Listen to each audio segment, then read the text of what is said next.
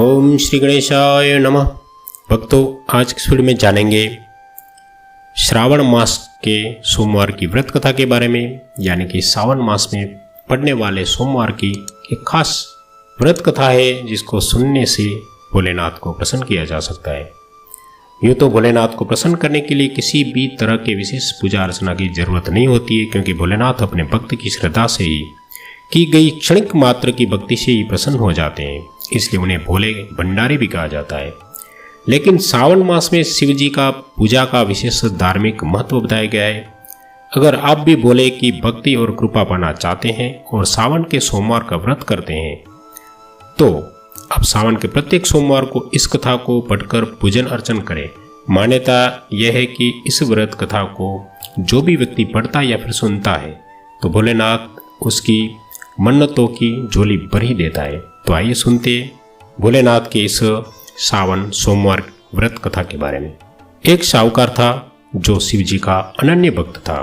उसके पास धन धान्य किसी भी चीज की कमी नहीं थी, लेकिन उसके यहाँ पुत्र नहीं था और वह इसी कामना को लेकर रोज शिव जी के मंदिर जाकर दीपक जलाता था। उसके इस भक्ति भाव को देखकर एक दिन माता पार्वती ने शिव जी से कहा कि प्रभु, यह साहूकार आपका अनन्य भक्त है, इसी को किसी बात का कष्ट है तो आपको उसे अवश्य दूर करना चाहिए।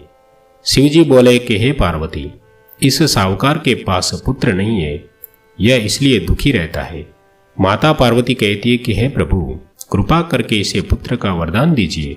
तब भोलेनाथ ने कहा कि हे पार्वती, साहूकार के भाग्य में पुत्र का योग नहीं है, ऐसे में अगर इसे पुत्र प्राप्ति का वरदान मिल भी गया तो वह केवल 12 वर्ष की आयु तक ही जीवित रहेगा। यह सुनने के बाद भी माता पार्वती ने कहा कि हे प्रभु, आपको इस साहूकार को पुत्र का वरदान देना ही होगा, अन्यथा भक्त आपकी पूजा अर्चना क्यों करेंगे। माता के बार बार कहने से भोलेनाथ ने साहूकार को पुत्र का वरदान दिया, लेकिन यह भी कहा कि वह केवल 12 वर्ष तक ही जीवित रहेगा। साहूकार यह सारी बातें सुन रहा था, इसलिए उसे न तो खुशी हुई और न ही दुख। वह पहले की तरह भोलेनाथ की पूजा अर्चना करता रहा।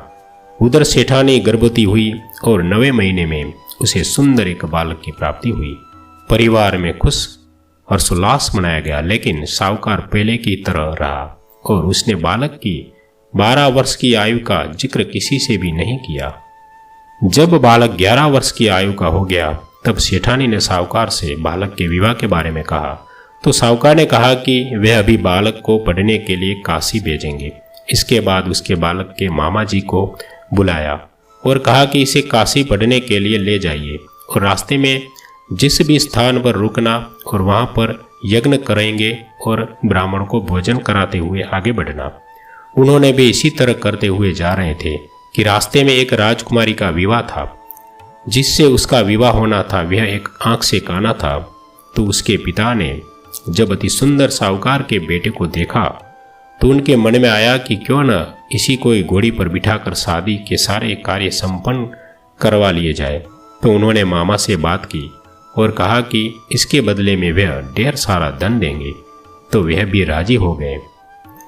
इसके बाद साहूकार का बेटा विवाह की बेदी पर बैठा और जब विवाह कार्य संपन्न हो गए तो जाने से पहले उसने राजकुमारी की चुंदरी के पल्ले पर लिखा कि तेरा विवाह तो मेरे साथ हुआ, लेकिन जिस राजकुमार के साथ भेजेंगे वह तो एक आंख का काना है।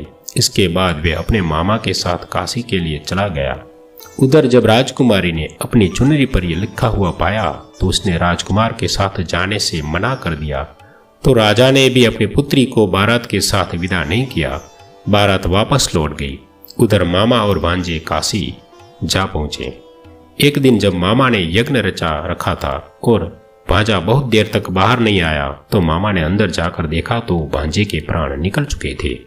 वह बहुत परेशान हुए, लेकिन सोचा कि अभी रोना पीटना मचाया तो ब्राह्मण चले जाएंगे और यज्ञ का कार्य अधूरा रह जाएगा। जब यज्ञ संपन्न हुआ तो मामा ने रोना पीटना शुरू किया। उसी समय शिव पार्वती उधर से जा रहे थे, तो माता पार्वती ने शिव से कहा कि हे प्रभु, कौन रो रहा है इतना। तभी उन्होंने पता चलता है कि यह तो भोलेनाथ के आशीर्वाद से जन्मा साहूकार का पुत्र है। तब माता पार्वती कहती है कि हे स्वामी, इसे जीवित कर दे, अन्यथा इसके माता पिता के रोते रोते प्राण निकल जाएंगे। तब भोलेनाथ ने कहा कि हे पार्वती, इसकी आयु इतनी ही थी, सो वह भोग चुका। लेकिन माँ के बार बार आग्रह करने पर भोलेनाथ ने उसे जीवित कर दिया। लड़का ओम नमः शिवाय करते हुए जी उठा और मामा भांजे दोनों ने ईश्वर को धन्यवाद दिया और अपनी नगरी की ओर लौटे। रास्ते में वही नगर पड़ा और राजकुमारी ने उन्हें पहचान लिया। तब राजा ने राजकुमारी को साहूकार के बेटे के साथ बहुत सारे धन धान्य के साथ विदा किया। उधर साहूकार और उसकी पत्नी छत पर बैठे थे। उन्होंने यह प्रण कर रखा था कि यदि उसका पुत्र सकुल न लौटा तो वे छत से कूदकर अपने प्राण त्याग देंगे। तभी लड़के के मामा ने आकर साहूकार के बेटे और बहू के आने का समाचार सुनाया, लेकिन वे नहीं माने। तो मामा ने शपथ पूर्वक कहा। तब तो दोनों को विश्वास हो गया और दोनों ने अपने बेटे बहू का स्वागत किया। उसी रात साहूकार को स्वप्न में शिव जी ने दर्शन दिया और कहा कि तुम्हारे पूजन से मैं प्रसन्न हुआ। इसी प्रकार जो भी व्यक्ति इस कथा को पढ़ेगा या फिर सुनेगा, उसके समस्त दुख दूर हो जाएंगे और सभी मनोकामनाओं की पूर्ति हो जाएगी। बोलिए ओम नमः शिवाय।